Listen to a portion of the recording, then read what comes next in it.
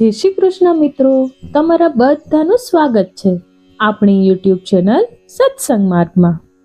આજે આપણે અષાઢ વદ અમાસથી શરૂ થતું એવું દશામાના વ્રત વિશે વાત કરવાના છીએ. જો વિડીયો ગમે તો લાઈક કરજો, વધુમાં વધુ શેર કરજો અને મારી ચેનલ ફર્સ્ટ ટાઈમ જોઈ રહ્યા હોય તો જરૂરથી સબસ્ક્રાઇબ કરી લેજો, જેથી કરીને આવા જ વિડીયોના નોટિફિકેશન તમને મળતા રહે. ધન્યવાદ. ભગવાન વિષ્ણુની પૂજા અનેક રૂપમાં કરવામાં આવે છે. મનુષ્ય પોતાના જુદા જુદા ઉદ્દેશની પૂર્તિ કરવા માટે શ્રી હરિના જુદા જુદા રૂપનું પૂજન કરે છે. અષાઢ મહિનાના અમાસના રોજ એક એવું જ વ્રત આવે છે જે તમારા બગડેલા ગ્રહોની દશા સુધારીને તમને સુખ, સમૃદ્ધિ, સૌભાગ્ય અને ધન સંપત્તિની પૂર્તિ કરાવે છે. બગડેલા ગ્રહોની દશા સુધારનાર વ્રત એટલે દશામાનું વ્રત. દશામાનું વ્રત અષાઢ વદ અમાસથી શરૂ થાય છે અને 10 દિવસ સુધી ચાલે છે. માટીમાંથી દશામાની સાંઢળી બનાવવાની, તેની ઉપર મૂર્તિ છે તેમાં દશામાં પધાર્યા છે એવો ભાવ કરી પ્રાતઃકાળે સ્નાન કરી, ધૂપ દીવા કરી શ્રદ્ધાપૂર્વક દશામાની કથા સાંભળવાની હોય છે. 10મે દિવસે એ સાંઢળીને નદીમાં પધરાવવામાં આવે છે.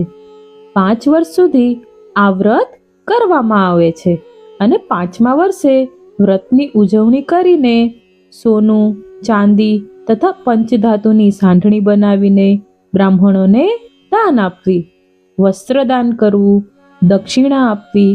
ભક્તિભાવપૂર્વક દશામાનું વ્રત કરવાથી ઘરમાં સુખ, શાંતિ તથા સમૃદ્ધિની પ્રાપ્તિ થાય છે. આ વ્રતથી પરિવારમાં સૌને પરિશ્રમ તથા પ્રામાણિકપણે સમૃદ્ધિ મળે છે. જીવનમાં ભક્તિભાવ પ્રગટે છે. સોહાગણ સ્ત્રીઓ તથા કુંવારી કન્યાઓ મનવાંછિત ફળ મેળવવા માટે શ્રદ્ધાપૂર્વક આ વ્રત કરે છે અને પછી વ્રતની ઉજવણી કરે છે. હવે આપણે દશામાના વ્રતની કથા સાંભળીશું. એક સુવર્ણ નગરીમાં રાજા, રાણી અને તેના 2 કુંવર રહેતા હતા. રાણીએ તેના મહેલના ઝરૂખામાંથી જોયું તો શહેરની બહેનો કોઈ વ્રતની ઉજવણી કરતી હતી. રાણીને થયું કે આ વ્રત મારે પણ લેવું છે. રાણીએ રાજાને વાત કરી. રાજાએ અભિમાનથી કહ્યું, હે દેવી, આ બહેનો જે વ્રત કરે છે તે દશામાનું છે. આપણી પાસે તો બધું જ છે. આ વ્રત અને એ દશામાં આપણું શું ભલું કરવાના છે? તમારે એ દશામાનું વ્રત લેવાની જરૂર નથી. રાજા દશામાનું અપમાન કરે છે. રાણી રાજાથી રિસાઈ જાય છે. આ દશામાનું અપમાન તેનાથી સહન થતું નથી. તે મહેલમાંથી નીકળી નદી કિનારે જતી સ્ત્રીઓ પાસેથી આ વ્રત વિશે વિગતવાર જાણે છે. વ્રતી બહેનોએ કહ્યું, અમે દશામાનું વ્રત કરીએ છીએ. આ વ્રતની વિધિ એવી છે કે સૂતરના 10 તાર લઈ 10 ગાંઠ વાળવી, ગાંઠે ગાંઠે કંકુના ચાંદલા કરવા. ત્યારબાદ સ્ત્રીએ આ વ્રત કરવું. દાસી જોડે રાણીએ રાજાને સંદેશો મોકલ્યો કે મારે આ વ્રત કરવું છે, પણ રાજા અભિમાનમાં ચકચૂર થઈ ગયા. તેમણે આ વ્રતની ના પાડી, પુનઃ દશામાનું અપમાન કર્યું. તેથી દશામાના ક્રોધનો પાર ન રહ્યો. એક દિવસ દશામાએ રાજાને સપનામાં આવીને એક જ શબ્દ કહ્યો, પડું છું. બીજા દિવસે પડોશી રાજા લશ્કર લઈને ચડી આવ્યો. જીવ બચાવવા રાજા, તેની રાણી તથા 2 કુંવરોને લઈને જંગલમાં ભાગ્યો. ઘોર જંગલમાં રાજા રાણી પરિવાર સાથે દુઃખી થયા. રસ્તામાં એક વાવ આવી. ત્યાં રાજા પાણી લેવા ઉતર્યો. પાછળ 2 કુંવરો પણ ગયા. દશામાએ અદ્રશ્ય થઈ એ 2 કુંવરોને વાવમાંથી ખેંચી લીધા અને પોતાની સાથે લઈ ગયા. રાજા સમજી ગયા કે ચોક્કસ દશામાનો આ કોપ છે. એ રાણીને આશ્વાસન આપતા સમજાવે છે કે જેણે આપ્યા છે તેને જ લઈ લીધા, હવે એ જ આપશે. આગળ જતા રાજાને અનેક દુઃખો સહન કરવા પડ્યા. એક વાડીમાં ગયા તો ત્યાંના ફળ ફૂલ નાશ પામ્યા. માળીએ આ બંનેને પાપી છે એમ માનીને મારી મારીને ભગાડ્યા. રાજા તેમની બહેનના નગરમાં આવે છે. બહેન સોનાની ગાગરમાં ભાઈ માટે સુખડી તથા સોનાની સાંકળ મોકલે છે, પણ દશામાના કોપથી સુખડી ઈંટના ટુકડા બની ગઈ અને સોનાની સાંકળ કાળો નાગ બની ગયો. આ ગાગર પિત્તળની થઈ ગઈ. આ બધું જમીનમાં દાટી રાજા આગળ ચાલી નીકળ્યો. આગળ જતા એક વાડીમાંથી તેમને વાડીના માલિક પાસે ખાવા માટે ચીબડું માંગ્યું. ખેડૂતને દયા આવી, એને ચીબડું આપ્યું. રાજાએ નક્કી કર્યું કે આગળ જઈને થોડો વિશ્રામ કરી પછી ચીબડું ખાવું અને ભૂખ સમાવવી. એ ગામના રાજાનો કુંવર 2 દિવસ પહેલા રિસાઈને ભાગી ગયો હતો. સિપાઈઓ કુંવરને શોધી રહ્યા હતા. દશામાના કોપના કારણે રાજાના હાથમાં જે ચીબડું હતું એ કુંવરનું માથું બની ગયું. કુંવરના માથા પર નજર પડતા જ સિપાઈઓએ દોડીને રાજાને પકડી લીધો. દોરડાથી બાંધીને લાતો મારતા મારતા નગરમાં લઈ ગયા અને નગરના રાજાને બધી વાત કરી. રાજાએ પોતાના કુંવરની હત્યા કરવા બદલ અભયસેનને કાલકોટડીમાં પૂરી દીધો અને બંદીખાનામાં નાખી દીધો. હવે રાજા તો વગર વાકે કેદ થઈ ગયો, તેથી તેની રાણી પર દુઃખનો પહાડ તૂટી પડ્યો. એ રોજ જંગલમાં જતી, લાકડાનો ભારો લઈ આવતી. એ વેચીને જે પૈસા મળે તેમાંથી પેટનો ખાડો પૂરતી. આમ દિવસો પર પછી દિવસો પસાર થવા લાગ્યા હતા. અષાઢ મહિનો આવ્યો. હવે આ રાણીએ અષાઢની અમાસે એટલે કે દશામાના વ્રતના દિવસે માતાનું વ્રત કર્યું. દશામાના વ્રતના 10 દિવસ નકોડા ઉપવાસ કર્યા અને માની ભક્તિ કરી. જે રાજાએ અભયસેનને કેદ કર્યો હતો તેમનો કુંવર હેમખેમ ઘરે પહોંચ્યો, જેથી કરીને અભયસેનને જેલમાંથી મુક્ત કરવામાં આવ્યો. હવે રાજા રાણી જંગલમાં ચાલતા ચાલતા આગળ નીકળ્યા.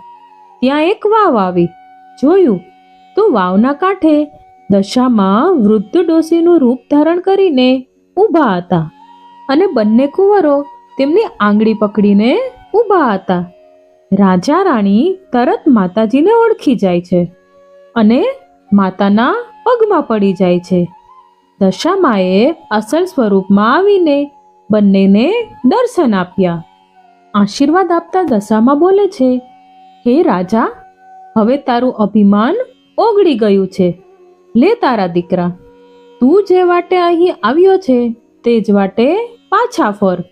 તમે જે સુખ માટે ઈચ્છા કરતા હતા તે સઘળા સુખ તમને મળશે. તમને તમારું રાજ્ય પાછું મળશે.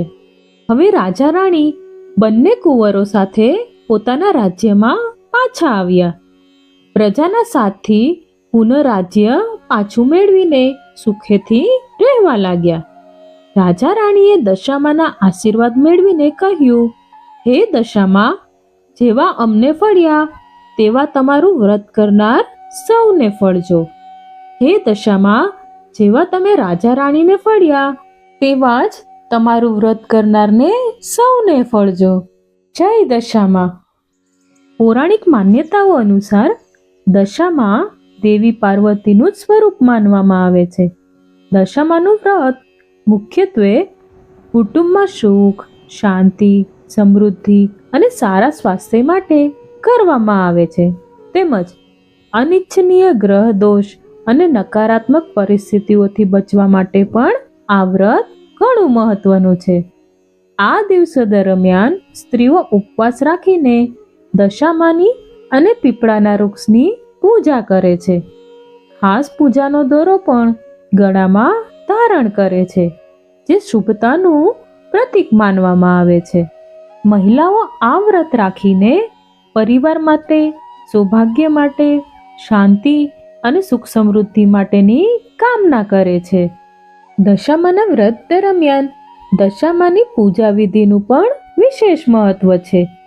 આ પૂજામાં મુખ્યત્વે પીપળાના વૃક્ષની પૂજા ભગવાન વિષ્ણુના રૂપમાં કરવામાં આવે છે, જે સૌભાગ્ય અને સમૃદ્ધિ પ્રદાન કરનારું મનાય છે. આ વ્રતના દિવસે સૌભાગ્યવતી સ્ત્રીઓ કાચા સૂતરના 10 તાંતણા લે છે.